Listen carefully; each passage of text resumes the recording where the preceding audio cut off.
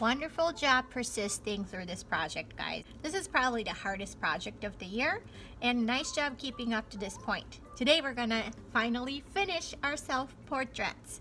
We're going to color the eyes, any details, the lips, and then we'll add a background. For the eyes, the first thing you want to color in are the pupils. Those are the small circles in the center of your eyes. No matter what color your eye is, the center of the eye, the pupil, is always going to be black. So start by coloring that part black.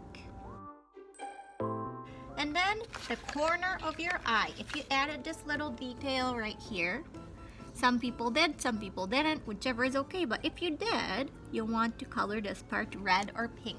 And then the donut shape around the pupil is gonna be your eye color. Remember that is called the iris, and everybody's is different. So you'll have to look in the mirror, and just like we did with the skin and hair color, you're going to pick the color that matches your eye color the best as you can. Sometimes eyes have more than one color. So for example, my eyes are more of a darker brown right in the center. But then the edges of my eyes are a little bit green. So I might add a little bit of green to the edges. So everybody's eye color is different, so don't be afraid to try mixing and matching some colors. I think I went a little bit too green, so I'm gonna layer a little bit more brown on top. Do the same for the other side.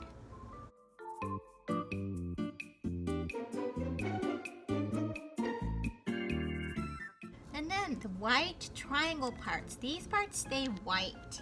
So don't color those parts in. Keep those parts white. And then for the lips, last week we colored the lips with the skin color. On top, we're going to be layering our lip color. So like I said last week, if you just color it with red or pink or orange, then it's going to look like you're wearing lipstick. So you want to pick the color that you think matches your lip color, and very lightly add that to your skin color lips. That way your lip color is going to look way more natural. Okay, so now I have my face all the way colored, but if you want to go above and beyond, you could also look in the mirror and look at different parts of the faces. And different parts sometimes have a little bit of a different color.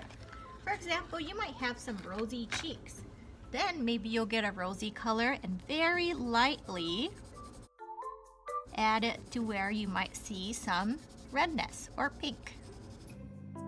It's kind of hard to see because I'm doing it really light because I don't want to make it too red. But you can see that the cheeks are getting a little bit more rosy.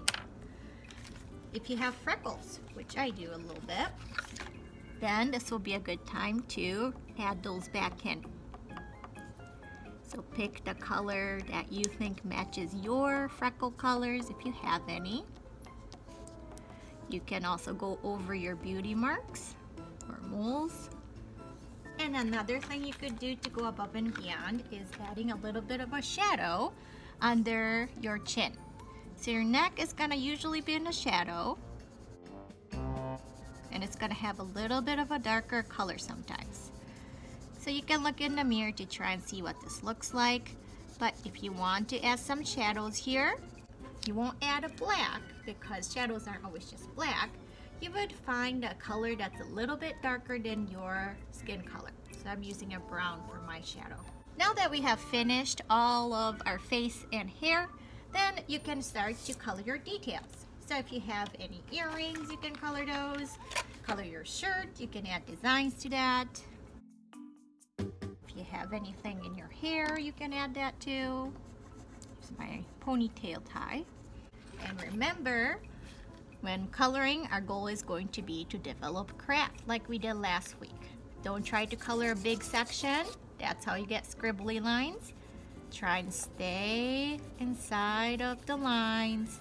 Color small sections. Make sure you go all the way to the edge of your lines. And color all the way in.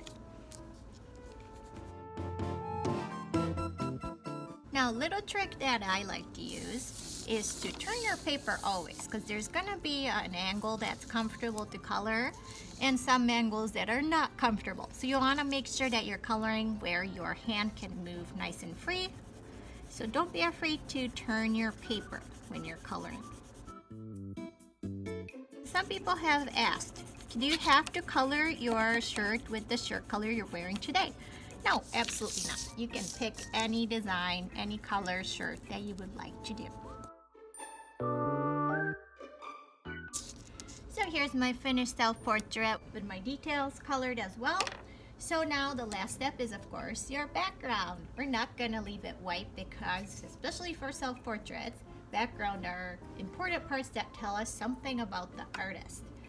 So I will have a few different options of adding a background in a separate video posted in this week's assignment. So please watch some of them that you're interested in and pick one of the ways to add a background to your work.